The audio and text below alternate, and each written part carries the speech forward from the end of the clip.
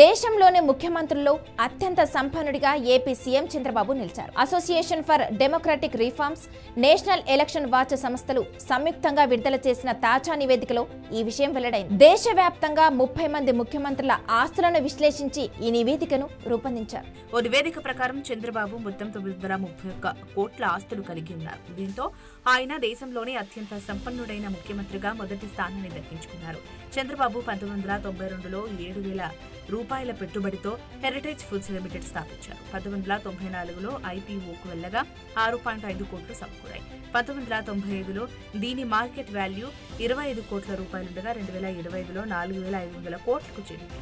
చంద్రబాబు 1994లో మంత్రి కాగానే తన భార్య భువనేశ్వరికి హెరిటేజ్ బాధ్యతలు అప్పగించారు. ఇందులో భువనేశ్వరికి 24.37% వాటా ఉంది.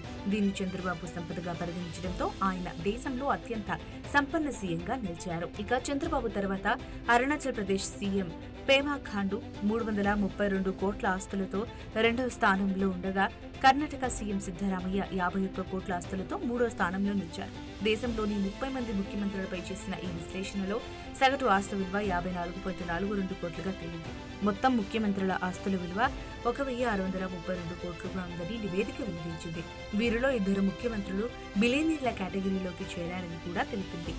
ఇక వాళ్ళ తర్వాత ఈ జాబితాలో అట్టడుగున మమతా బెనర్జీ ఉన్నారు.